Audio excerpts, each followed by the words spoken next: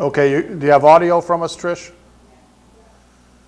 Okay, some more little glitches there, but at least we're on the air. I think most of you that watch over the weekend see that the station's been black the last couple of weekends. Yeah, what's going on? Maybe if they had an executive director that would show up to work and oversee what goes on here, or even watch the station and know that what a mess it is. But anyways, actually, we won't waste time on her. Yeah, I know, but I was talking to somebody in the street. They were talking to me, and I said, I do a public access show, and they said, oh, that station is a mess. Sometimes I can't even get anything from it. Yeah, the board of directors is a mess. The board of directors doesn't pay attention to what goes on. So I don't think it's just us. I think it's more than us. Yeah, it's the operation of the station overall. As a matter of fact, one night I called Stan just to see, do you know how to fix this station?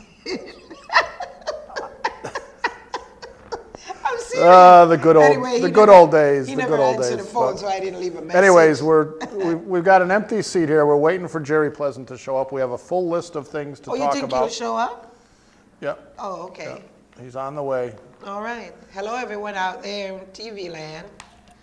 So why don't you go ahead with your announcements? So hello, everyone again. Today's a nice day. It's not as bad as, previous days when it's so hot and everything. Yeah, we got air conditioning in here. Unfortunately, it leaks into the lights with the condensation, so they got a bucket under the lights in the other studio. It's only electricity. Anyway, I have a couple announcements as this week comes. I just want to remind everyone that we will be having our Maple Avenue NRC meeting this coming up Thursday, 6 p.m., St. Augustine Church Hall.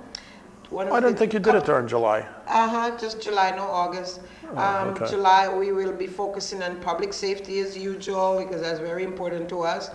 And then we will be having what we call a mini forum, question and answer thing with the people who are running for, state rep in August and registrar in August. And so we're having that like a forum, we call it. And that's at 6 p.m. It's open to the public, whoever would like to come. That's this Thursday? Yes, this Thursday. Everyone who likes to come, you're welcome. It's open for all. So, and then this South End Senior Wellness Center, as I like to let people know what's happening over there. There is a health and wellness expo coming up on Tuesday the 17th. Oh, that's my birthday. It's going to be at 830 Maple Avenue. What are you, 35? From 9 to 1. Yeah, 35 this year? No, I'm 25. Oh, okay. I went down. You and Trish are the same age? Yes. So a lot of stuff is going to go on. Health screening and education, informational demonstration, games and activity. 40 providers and partners, agents will be there, and much more, they said. So please join the 4th Annual Health and Wellness Senior Expo. And as I said, that will be at 830 Maple Avenue. And if you need to contact anyone, you can. 860-757-0843. And also, as we usually do, every Tuesday at 11 a.m., they have what you call a brain fitness. I suppose, the older you get, Kevin, you need to make sure you're exercising your brain. Then I think it takes a lot of stuff. The muscle in the brain needs to be exercised. Where's Jerry? Where's Jerry? He's not here. And this is a good thing for Jerry. Maybe that's Jerry calling you now. No. Okay, so come out and participate in the fun, stimulating brain teaser developed by New England Cancer Center. You can participate. Can you post one of those down at City Hall? Yes, because they need to exercise a lot of people down there need some, some Email help. that to the mayor too. Well, I most likely think the mayor have this down, so whether he knows about it or not, I'm not sure. But join us at the Senior Wellness Center for some good stuff. Again, it's open from 8:30, I say 9 until possible 4. You can go by and see what's going on. It's always something good happening. A lot of activities happening over there. Lots of, clubs to get involved with. As I said, there is a lot of quilting, sewing, bingo, exercise. I like the exercise. It's really good. So please try to go to the senior center in the south end, 830 Maple Avenue, and go through the back because the substation is in the front. So you go drive into the driveway and go to the back. That's where we enter for the senior center. So I hope you'll take advantage of that. And next week at this time, we'll be running a telethon to buy Jerry a new watch. Oh yeah, Jerry doesn't have a watch? It is not Jerry, it's the traffic in our city. Oh, traffic, my goodness. But you know, I think he's right. There's a lot of traffic at 12 o'clock, and there's a lot of traffic at 3 o'clock or 4 o'clock in the evening. Okay. We are just a drive-through city. We're a drive-through Commuter city. Yeah, commuter city. Get in and get out. Yeah. You don't get out so easily. Nobody wants to spend time in the city. Yeah, so which how is are we going to something change needs that? be changed. Okay, one of the things that happened a couple weeks ago, and we haven't really been on the air since, is we had that one afternoon of very heavy rain, and once again the Maple Muse condos flooded with sewage backing up from the MDC. Yeah. And now there's a dance going on as to whose responsibility it is. And that needs to be corrected. Back in, I believe it was 08, the city council passed a resolution to get that corrected, and nothing was ever done on it. And now we've got Sean Arena, who's the property manager down there, called me the afternoon that happened because they weren't getting much of a response out of the city. And they eventually had 22 families that had to be relocated out of their condos because the ground level floors, the basement level or whatever, were full of sewage. Well, why were they allowed to make, you know, apartments in the basement? There's a lot of that there's a lot of fingers being pointed now where the MDC claims they told the city planners that should have never been built at that level. Is there a record maybe? I believe there's letters and things like that. But you'll always find some paperwork. But the bottom line is it needs to be corrected.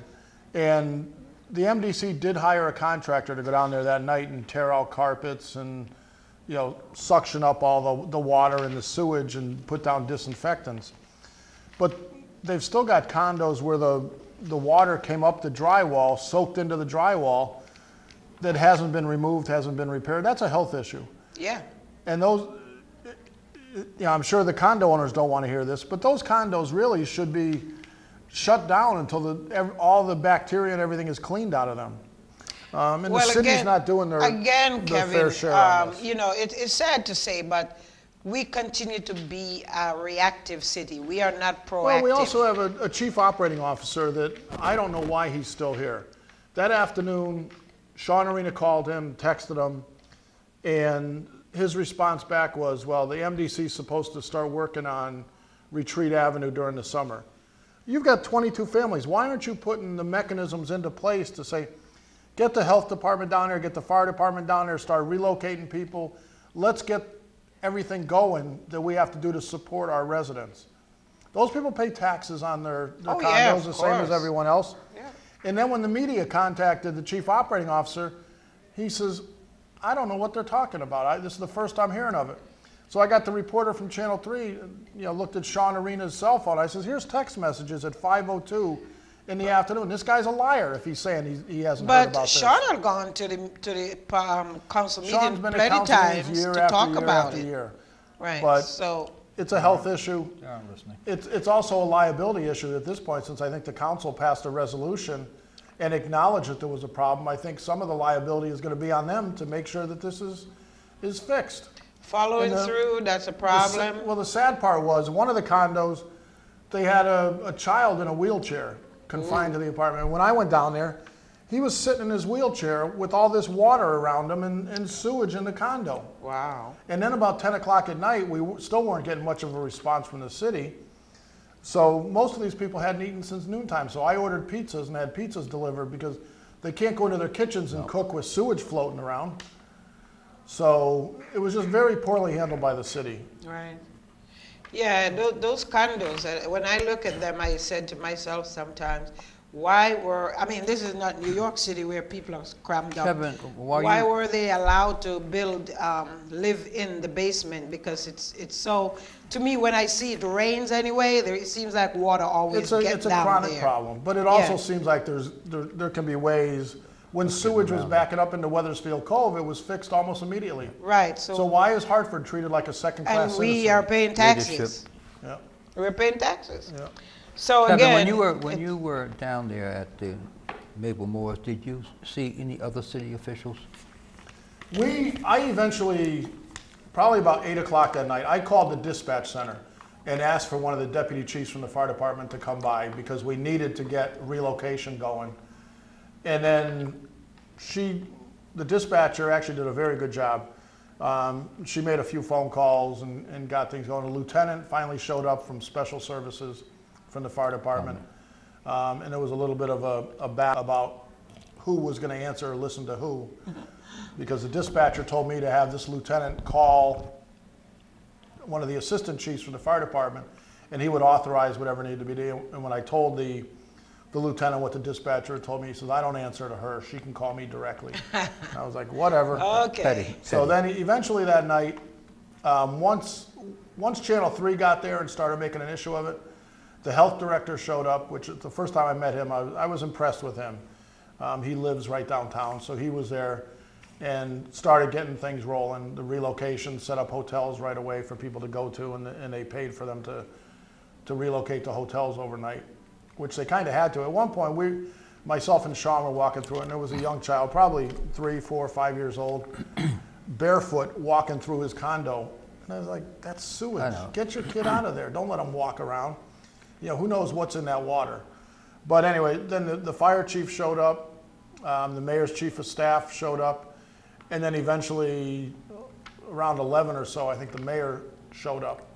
Did you get an inkling how long it's going to take to fix this problem, or if it's fixable at all? I think it's fixable, but I don't think anybody's pulled the trigger on it yet. It's all finger pointing. That's the MDC's fault. No, that's the city's fault. And in the meantime, the poor people who live in those condos, some of them, this is the 3rd or 4th time they've had their carpets and their hardwood floors ripped up because of sewage. But do you think what made it worse is with maybe all this changing of pipe and that made it really worse? I mean, it has never been this worse. I think there's probably some truth in that because the following day the MDC was out on Franklin Avenue digging up some big holes. So they probably found things plugged or clogged or whatever. Another factor is some places simply inconducive to build. Yeah. Have a marked propensity for the water problem. Especially when your sewer lines are at one level and you're building below that, the tendency of water is to flow to the lowest point. So it's got to be corrected. So are the people still living in hotels? Yeah. No, they're back in their condos with the sewage-soaked drywall and things like that. That's what I'm saying. It's a health issue. But yeah, that's not whatever. Good. Okay, speaking of incompetence and inefficiency, let's go to the selection process for the police chief. Don't look at me. Wait a minute, it's unbelievable, Kevin. Well, start us off, Jerry. And anybody that wants to call 860-524. Bear in mind, And what is the I incompetence? I don't have all the facts, but the bits and pieces that I do have, I think we're down primarily to 3 candidates. Well, actually 4. 4 candidates, including Who's the 4th one? the chief. Chief Ravella. Chief Oh, himself. well, you know what? But the thing is, hear me out, please. And when Kevin talked about incompetence, when you take a look at the portfolio of the candidates, in other police departments or other municipalities, they wouldn't even qualify to be in the running. As a police officer. Right. They wouldn't even qualify to be in the running. Right. There's one, and we'll rehash all this for the next 40 minutes or so. I wouldn't say it's incompetency, Jerry. I would say... You can call it what you want, but I'm going to call it what it is. Okay, well, you can call it that way, whatever you want to call it. I would but say the point it's borderline criminal that we paid a search firm to bring these candidates That's what I Let me just read you. One of the candidates, who's one of the top 3, he was in Rahway, New Jersey one night. This is while he was working for the city of Trenton, New Jersey, where he was the police chief for a while. He came back in a different capacity as their public information officer. While he was in that position working for the city of Trenton, he had a city car. And one night, the Rahway, New Jersey police found him slumped over the wheel of his car. And when they tried to wake him up, he began fighting with the police officers, then broke away, led the police on a chase through the city or town of Rahway, and was eventually arrested. And after all this, he was charged with resisting arrest, reckless driving, driving while intoxicated, refusal to take a breathalyzer test, eluding police, aggravated assault on a police officer, failure to stop, improper lane changes, 2 counts of failure to stop or yield, 2 counts of failure to observe a traffic signal, and speeding up to 40 miles per hour in a 25 mile per hour zone. Kevin, this is a classic example where administrative authority should have taken the black magic marker and crossed his name off. Well, we paid a search firm $50,000 to bring us this guy. Now, this guy wouldn't even be qualified to apply as a police officer. He'd be washed out right away. When it came up that he was arrested for assaulting a cop and DUI, he would have been wiped out of the process right away. And this is what the Wasserman Group is bringing us for $50,000? And from what I understand, one of the others has not really qualified. No. One of the requirements is that you are a certified police officer or capable of being certified by post immediately upon appointment as chief.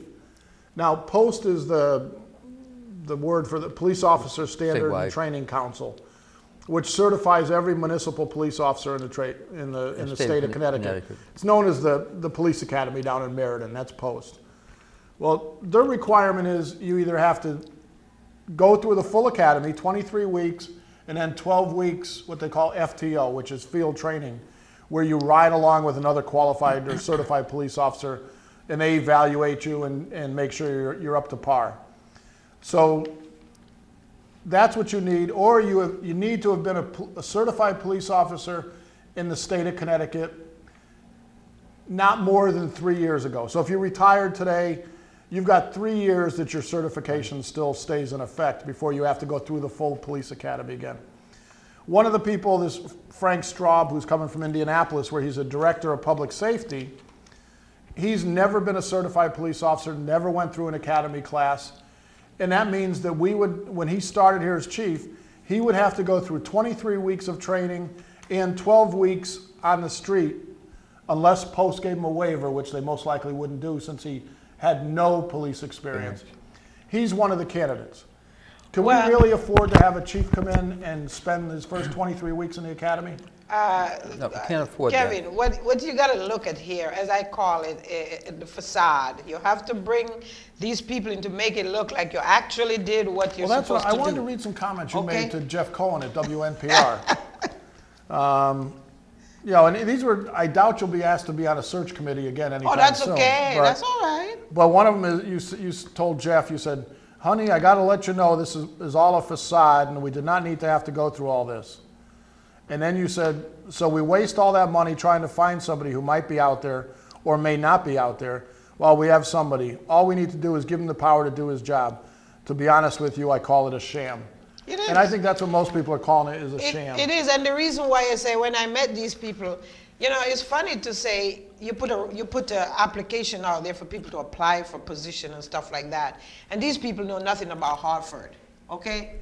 So, I mean, if you, and again, I want to know if these people that the search firm, did they go to these places? Well, I think it's only fair to say you and I are both huge supporters of Chief Ravella because we've met him, we've talked to him, and you see the potential there for him to bring leadership to this department. When I look at these, I said to myself, okay, I'll sit and go through the motion because, okay, that's what they want anyway. But the point is, we have a chief already. We don't need to, but we have to put on the dog and pony show. Jerry, you were there for quite a few years. I know. How many of these outsiders we brought in were good chiefs?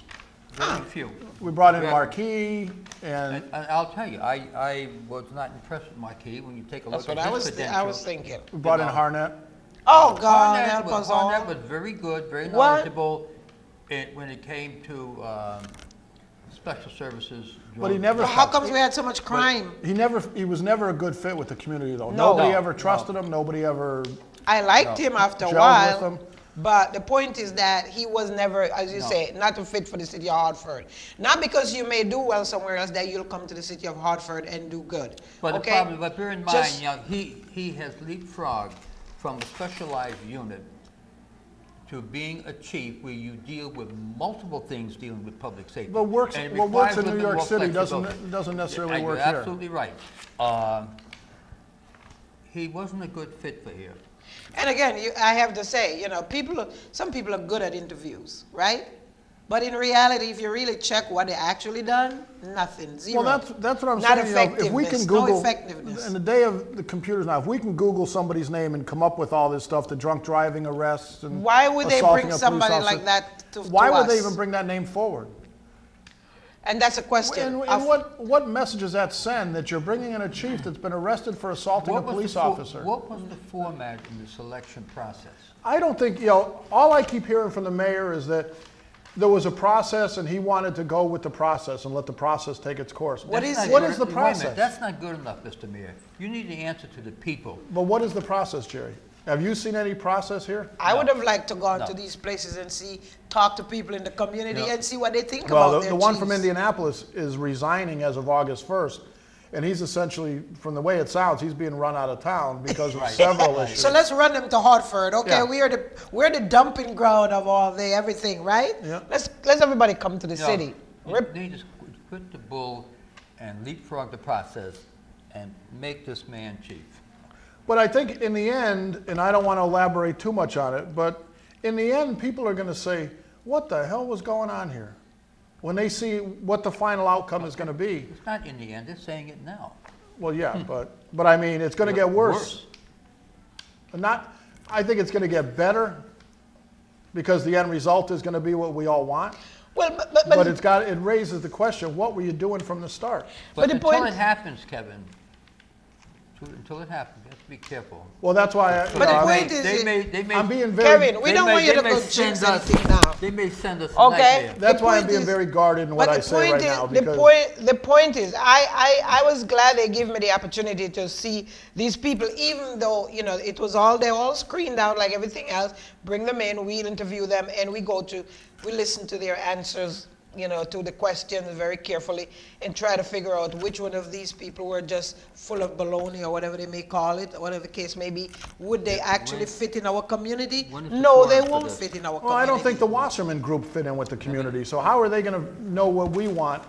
And this whole thing tonight that's going on at the library at 5:30 I'm not sure what is that is another all sham about. because the public can only submit written questions, which means they're going to be censoring everything that's asked. They don't want the public to be able to stand up and ask a lightning rod question that might embarrass them. And you know that if we wrote a question, something to this guy about, you know, explain to us your arrest for assaulting a police officer, and do you think that makes you qualified to be chief in Hartford? I think that's a good question. They will never read that. But I we'll guarantee you they see, will never though. read it. We'll see, though. I think you should submit that question, Kevin. Oh, I think there's going to be some very good questions submitted, but they'll never see the light of day. And this, That's you know, all this right. brings us back to another point, though. This is all orchestrated by the city's chief operating officer, David Panagor. Your friend. Not my friend. I think when you talk of incompetence, I think he's the height of it. You know, and I ask people all the time, name one success of his since he's been seen here. any. He's a Perez administration holdover. I don't know why Pedro has kept him. He's embarrassing the mayor every day, day in and Everywhere day of the out. foot, Look at everywhere. the market at Hartford 21, $400,000 he gave away of city dollars that could have gone to other businesses that really would do something with it. And now this whole police chief selection process is his little baby. But the point is, where is the economic development? We just hire a new economic development person, but where is previously? And somebody, I just what talked has to he- somebody this morning and said you need to look into this guy in Providence because he did not leave Providence on good terms. Most So likely, we'll do a as little, I said, we'll we are do a the, little digging on that. as I said, we are the, as I always said, we are I don't the, even know his name, the new economic development director for we the are city. the, Yes, I don't know his name. I heard about that. we're the stepchild, okay, or the adopted child. We're in the middle of anything, and we need to work real harder to accomplish to make this city a better place. Well, somebody called me this morning, and they were very vocal over this whole thing when they read on the blog the baggage that this Irving Bradley Jr. had. And they were saying something about how can we file a lawsuit to start getting this money back that Panagor has lost. And then they ended the Well, how much conversation saying, other monies? Doesn't Pedro Segura want to be a judge? And I said, that's been the rumor for a long time, that he's trying to get Governor Malloy to appoint him as a judge. And this person But you said, have to well, be a- don't you have to make decisions as a judge? And Pedro Segura will not make a decision if his life depended on it. It is You know, kind of sad. something you and I had briefly talked about several weeks ago. It's important for each councilman to have some facsimile of public safety, know how it works, what the problems are. Well, at least know the problems in your particular area. I think that's the problem. We have some that think they know it all, Yeah. but They they don't don't What's have going a on? clue. So what The I have council done, is kind of- wait a minute, I had written some things in the past when I was working in planning, and I pulled those notes out. And also, I think Sean Wooden, and I am a supporter of Sean, let me make that clear, but he may need some help too. I got this book for him, Worldwide Best Practices in Crime Prevention, to give him an idea of the worldwide view of crime prevention.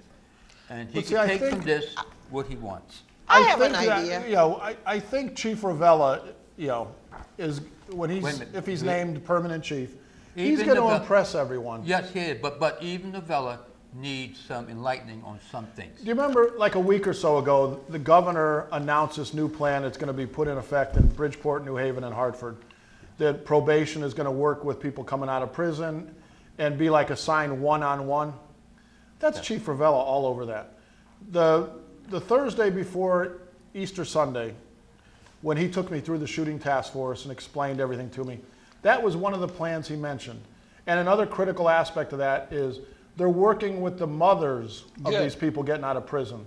Because the mothers still have, mothers and grandmothers, and I don't say this to be rude or whatever, especially in the black community, women have a very high role and they're very well respected.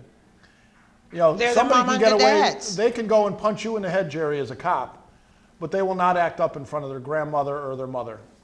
So that's a key part that I think Chief Ravella understands, is if you want to have influence over these guys getting out of prison, the mothers are the ones that can keep them on the straight and narrow.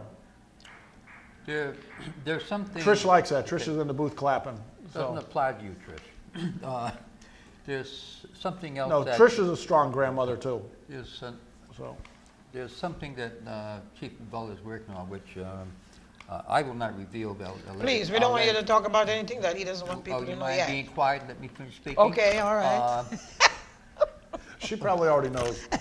I know. I doubt she knows. Oh, what I said. yeah, right. And I'll let him reveal it when the time comes. But I'm impressed of what he's doing. He's thinking ahead. He's always thinking ahead. There are some things that have been put in place in the past, whereas it may have been good for that period of time, but as we move along, some things need to be changed or enhanced or Well, alleviated. even the vision of the guy, and Hyacinth, I'm sure you've felt this, but when you're talking to him with a problem, you know he's already 6 months ahead of you figuring out a solution. We'll ask this one to get involved, we'll do this with the courts, we'll go here. He told me that they noticed that on the shooting task force, the majority of the shooters they were bringing in were scrawny and undernourished. And I think I brought this up before, but he noticed that they obviously weren't being fed right at home.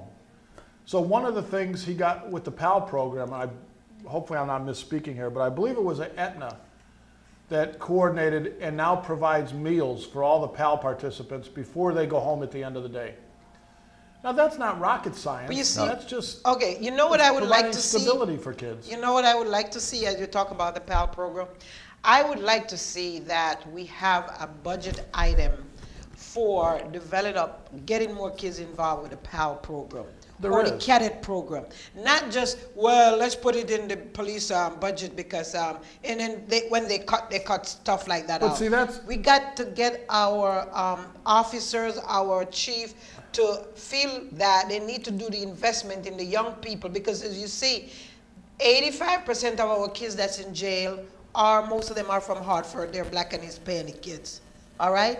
And why is And they're that from so? broken homes. Yeah, they're from broken homes. And why is that so? Okay? So how do we expect kids like those to become police officers or fire chiefs or This fire is- officers? It's funny you bring that up, and we haven't talked about this, but this is another conversation I had with Chief Ravella. At budget time, he was getting pressure to apparently cut the cadet program. Instead, he said no. He said, I want to cut an assistant chief position and keep the cadet program going and actually build it, because that's where my minority officers are coming Yes. from.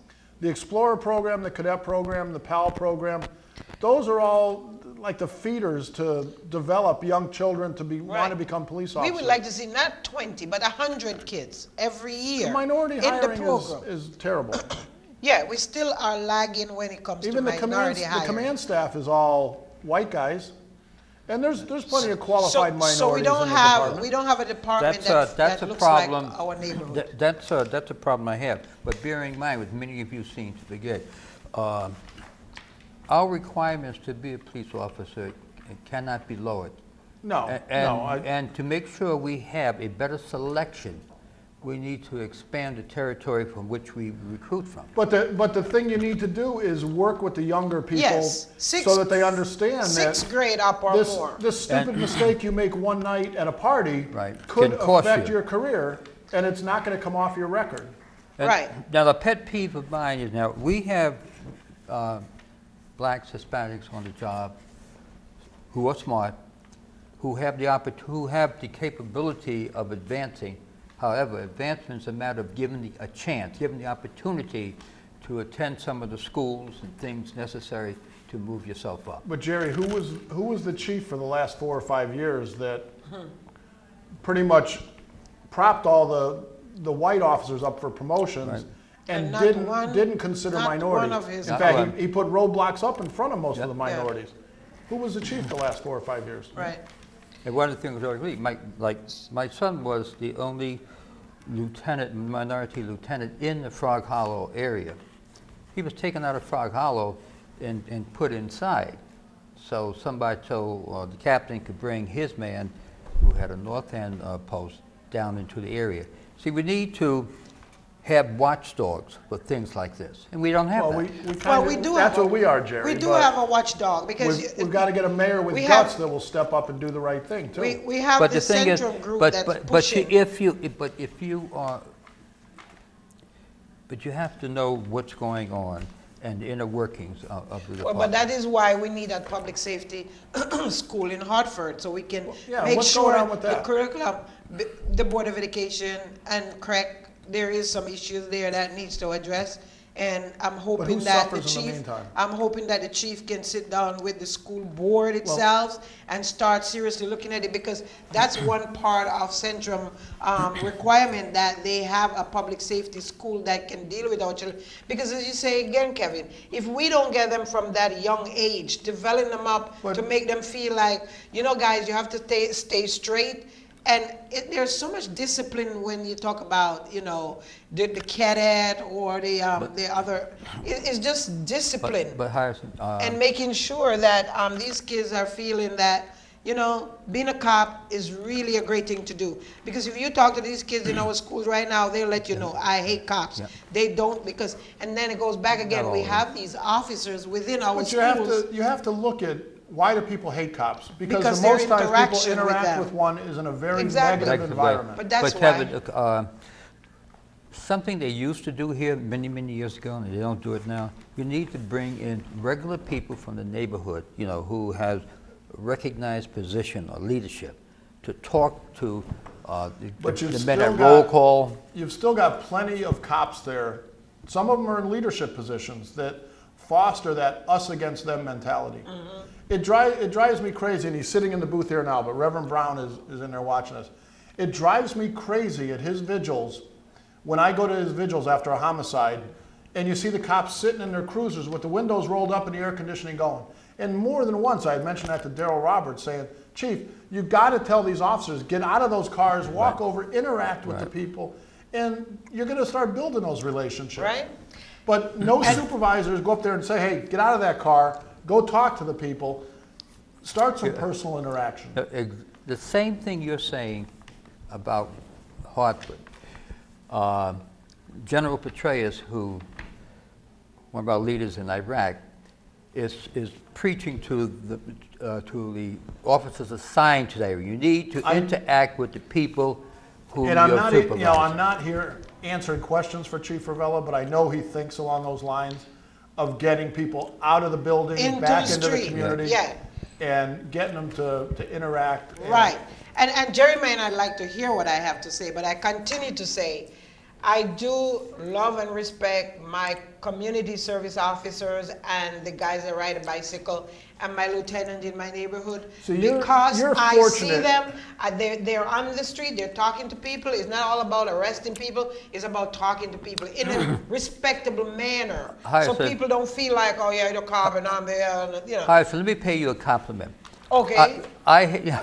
he's gonna pay me a compliment. No, because You better watch out. It's probably a backhanded one. So no. If it is what it is, I have heard people speak very highly of you in the sense that you protect your neighborhood, that you care about it, and when something is wrong, Her NRC is a model that the you're others on, should look at. you're on the phone, you're getting answers, and I commend you for that. Okay, but I just want to let you know, I would like to see every neighborhood, officers, lieutenants, have that same relationship with their people. See, you're It can't lucky be though just- because you've got that relationship. There's other areas in the city that neighborhoods don't even know who their lieutenant Exactly. is, don't know Right. who their CSO is. You know, I'm lucky where I live in Asylum Hill. The officer that's assigned to the walk beat, Farmington Avenue and all around me, that guy he's in my parking lot every day on his bike, riding around. He knows everybody in that neighborhood, knows who's supposed to be there and who's not. But those are, Few in a dime. But, that you know, comes yeah. down to supervision. Right, And we need the area officers riding around in the car, if they do ride around at all, to pay attention to what's going on. If a car is parked on the wrong side of the street, it may be insignificant, but it's not. You should tag it. You should, or at least put a note on the window that you're on the You wrong call side that of the street. But Jerry, even officers. a lot of the lieutenants who are assigned to zones, like you ask anybody in your zone who your lieutenant is, and they'll tell you right away because he's out there, he's stopping cars, he's coming to meetings. There's other areas of the city, like downtown, for example. I spend a lot of time down there Friday and Saturday nights at restaurants. but having my dinner or whatever. officers are down there, and why? Well, that's. I have a problem because with they that. know- I don't think I've ever seen a lieutenant Because walk you the have streets you have downtown. less of a problem in your area than most No, areas. no, no, that's- no, no. that's We being got addressed. we got problem, okay? Yeah. We got problem. The burglary and all those kind of things. I want to see my officers. Don't get too worked up. It's being addressed. Okay, please. What- because- What Hyacinth is talking about is, on weekends now, because they were spending, I think, $7,500 a week in overtime to pull officers downtown and pay them on overtime. Yeah. Chief Ravella made a change where they started using the conditions units and the CSOs to cover the downtown area. It's not Now, fair. I don't agree with that, and I've It's talked not to the fair. chief about this.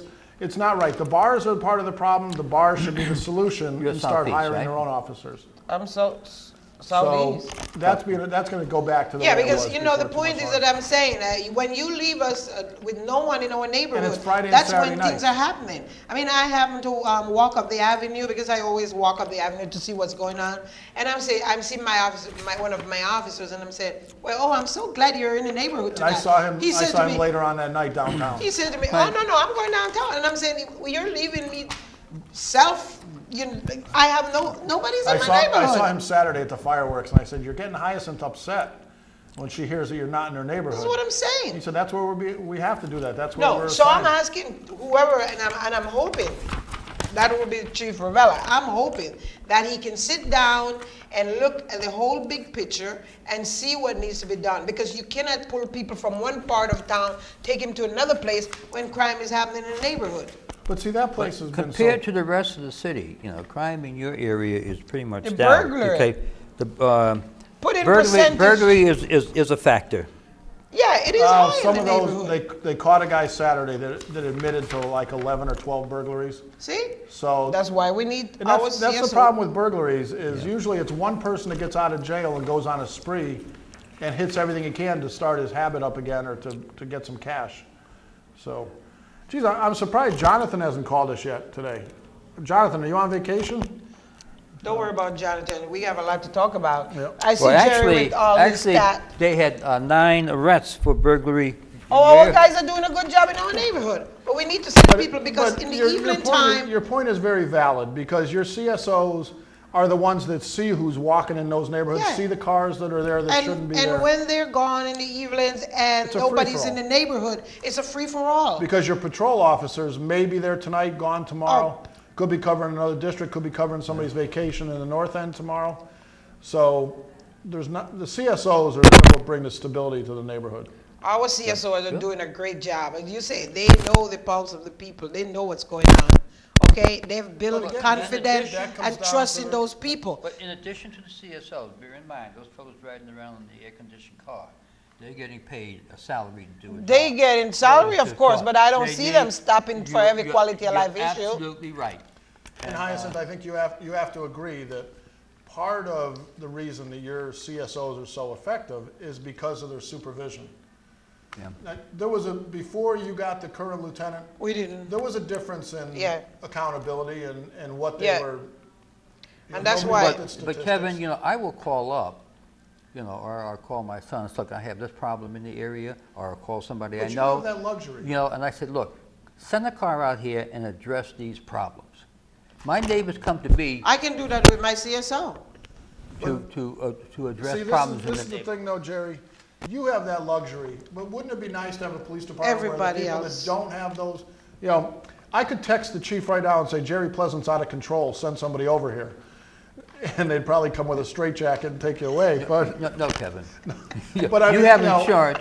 No, I'm just being wise with that, but, we know if Hyacinth calls and they recognize her name, or if I call and they recognize my name, things get done. Yep. I don't say that to be conceited or whatever, but they don't want the grief. But Joe Smith that lives on the corner of Maple Avenue doesn't have that luxury. When they call... But Kevin, you'll appreciate this. But this... Hold on, Jerry's talking. Okay, Jerry, all right. Trisha's waiting for a fist fight, but not today. White female in her 30s pulled up to the gas station on Washington Street. Another girlfriend? Mobile gas station. I have taste. She leaves her. She doesn't. She leaves her vehicle. The music is blasting, and it's not good music. So I said, "Ma'am, would you please turn it down?" No, I said, "May I bring to your attention that this city has a noise ordinance, and you are in violation?" And she went up and down, on my case. Well, She says to me, "See, you're not in uniform." And I have to explain to her, Madam, let me explain something to you. I'm a taxpayer, and I helped write the original noise ordinance. Did you expose your gun to her a little bit? You're better not. I'll tell you a story that, like I said, the more I see Chief Ravella in action, the more impressed I am with him. But I had something I wanted to talk to him about 2 Fridays ago. So I texted him and asked if he was downtown, and he said yes, and we met up right in front of the Russian lady on the corner of Ann and Allen. And we were standing there for a little while talking. And this car, I think, Jerry, you call them hoopty cars. This car comes flying up Allen Street, squealing his tires with one of those real loud mufflers, almost hits a couple people. The chief and the lieutenant from the shooting task force, they step right out in front of the car and motion them over. Neither one of them were in uniform, but I think you had to realize when you saw the badges on their belts and everything. And the first question they asked the kid driving the car is, where are you from? And he said, East Heartland. Oh, gosh. And they said, would you drive like this in East Heartland? And he said no, and they said, well, you're not going to do it in Hartford. Right. And then they proceeded to go through all the beer they had open in the car. They made him pour it all out at the curb. They had a traffic officer come and give him a DUI test, which he passed. And then he got a ticket for several $100s for driving like that. Well, you see, that's the message. That's the tone that needs to be set. That's the message that I want to see our chief put out there to say, hey, you're not coming not coming from your suburban town, come into our city and continue to make us look bad, okay? Yeah. We're going to have almost a zero tolerance for crime in our neighborhood. Well, you got to have the bodies out there on the streets to do that. So we got to put them out there. But even, it was funny because people coming out of Agave in the tavern were like looking at this like incredulous that somebody's actually getting stopped for loud noise in Hartford. Right. And if they only knew it was the police chief that was doing it, there were cops that actually pulled up eventually to help them out with lights and everything.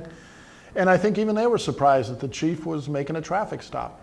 But I think that's part of what the chief of the community, and I think he's just one of those and of the department. And I think that's what a lot of the cops are impressed with, that you're touching my knee. No, it just happened to be touching. Well, okay. Yeah. We got Reverend Brown watching us. You can't start doing that stuff on TV here.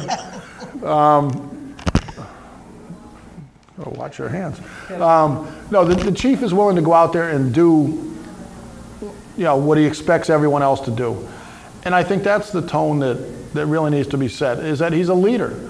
He won't ask you to do something he's not going to do himself. Right, and that's the chief we want. And when you look at everything combined, even the homicides, you know, one homicide is one too many. But the fact that we're half of where we were last year at this time, and out of those, the 9 homicides so far this year, 7 have been, you know, solved by arrests. That's a tremendous And that's number. a big thing too. You know, when the crime happens, make sure it's getting resolved, okay? You need to take your hat off, because Take your hat off, Kevin. the HPD had 19 burglary arrests last week. That's high. That's a high number. Well, that's what I said. They had a guy they caught in an active burglary Saturday morning. 19 individuals at different times for burglary, which means hopefully next week's statistics, burglary should be way down. A lot of things playing. That could be somebody that in a domestic situation breaks into his ex-wife's house or something and gets arrested for domestic and charged with burglary. But like the one I was talking about on Saturday, he broke into on the corner of Hudson and Buckingham, the automotive place. It used to be Bill's Automotive. I don't know what it is now. Oh, yeah, Bill's. Apparently he broke into there and was caught in the building. And when Major Crimes interviewed him, he admitted to like 11 or 12 other burglaries and gave him addresses and times and stuff. But the problem we still have. That's a one-man crime wave. But the problem we still have is auto theft. And Yeah, if you're insured, it's not a big deal. But the cars that As long as it's not my car. the primary car that's stealing are Hondas. Well, of course, Well, that's the shade that's key something for thing, yeah. years and years. Yeah, you don't even have a key to get them anymore. You can just go make your own little piece of key. Well, If you can steal one without a key, we're almost out of time. You know, this time goes by so quick when we're Still got 10 minutes. when we're sitting here. well, let me salute the chief for Well, recognizable progress. hopefully he will be our permanent chief in the next couple days. Now, I have been asked, what did I think about him, you know, and I gave him a favorable rating. I said, he knows. He knows. We know what we're Should getting. we ask him what he thinks of you? I don't care what they think of me, you know, I'm set. I just want him to keep tabs on them bad guys in the city. Did you watch the governor face the state yesterday? I didn't watched get bits to and watch pieces it. of it. I know he wasn't happy with the speed at which things are moving in Hartford, which is unusual for him. No, it's be not critical. unusual. He doesn't want to be the wants mayor of to Hartford. see Oh, the city works, and he knows it can that's work. Clear. Okay? He considers himself a Hartford resident. Of course. He wants to see Hartford succeed. He lives here. It's the capital city. If anything, he goes to Stamford in the weekend. He lives here No, I around mean, the clock. It's unusual for him to be critical of the city. Because he doesn't things want not to be the mayor. moving. Well, No. yeah. Okay, I have a word for Mr. Wooden and Mr. Anderson, you know. Oh, I thought you just said it already. I'm going to drop this by your office, and once again, you know, for our viewers, this book pertains to worldwide best practice in crime prevention. Where did you pick that up? Never mind. No, I'm just curious. Don't you want me to look at it too? At a conference. or- And also, Seminar. Kevin, I got some notes from way back when I was working in planning, that mirrors much of what's being said here. This I want thing you to for read. this forum tonight to meet the 3 top candidates. Yes. I've been getting phone calls, text messages. Oh, we do have a call. Somebody just texted me. They want to ask the one guy tonight, The one with Irving the Bradley was arrested. Yeah, Who won the fight when the cop pulled you over for your DUI? Come on. we got to be civilized. Right there. Oh, yeah, right. Is that okay. tonight, Kevin? Who won the Is fight? that it? We do have Okay, a call. we have a phone call. So go ahead, caller. Kevin and Heinz. Oh, that's your Jonathan? friend. Caller, go ahead. Pleasant, how you guys doing? We're not getting anything in here, Trish. Hello? Connected. How you guys doing? This is Reverend Brown. Oh, he's talking to Reverend Brown. Y'all can't hear me in there? Reverend Brown. Trish, we're not getting anything in here. Okay, let me go out. Let me go out further, and then I can make my comment. Reverend Oh, Brown. Henry, just come in and ask you. Okay, can you hear me now? No. Trish, Can tell they him hear to me open now? the door and ask his question right here. He doesn't have to call us. We'd rather Okay, how you guys doing today? Get, We're still not Hey, getting Kevin, anything. I just want to say about Chief Rovella. just Yeah. to get off the I phone. think he's the man for the job, and he has my endorsement. You- I think with the work he's done with that Harvard Task Force, it's been incredible. And I think that vibrating. we should look within without going outside, talk about bringing somebody that's in that's not familiar with Hartford. Yep. Chief Barrera, he knows what's not to be done.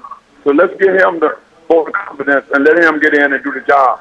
I hope Sagalo has the sense enough to hire this man and not an outsider. That's all the comments I have about that.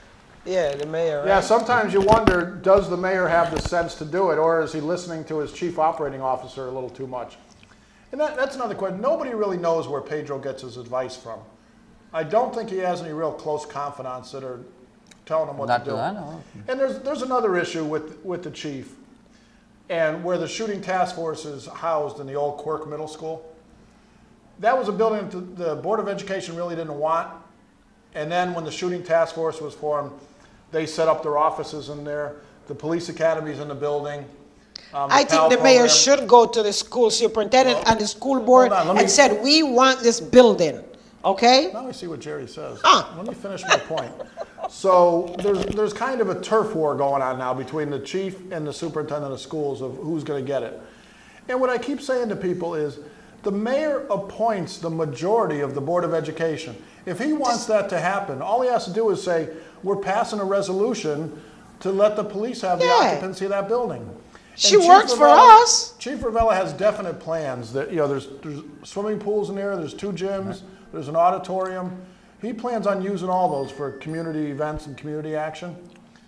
But the other part that I don't understand with the superintendent, she could show some real leadership saying, I'm going to reach out to all my Board of Education teachers, and we're going to find a handful of teachers that will go there and mentor these kids in their homework, anything education related. They'll be there in the afternoons providing assistance. They're to these not kids. thinking. That would be a program that would gain national attention. It would just because it's going to work, that means it's going to happen. You're asking for rational behavior. Yeah, exactly. This is what leadership, this is what we elect a mayor to do. Put everybody on the same page with your vision and make it happen.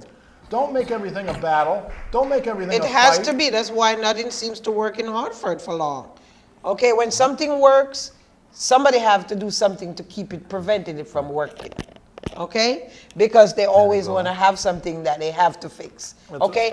We don't need anyone from outside coming to fix us. We have somebody here we can work with to make our neighborhood a better place. Well, somebody else just texted me that we should make copies of all the news articles about the candidates being arrested and bankrupting the city to hand out to the public tonight. Oh, that's a great idea. That's what we should. But we know that these people are not going to be it. I'm hoping that it ain't going to happen. Oh, we're running out of time here. Okay. But this is the difference between someone that thinks they're a leader and somebody actually is.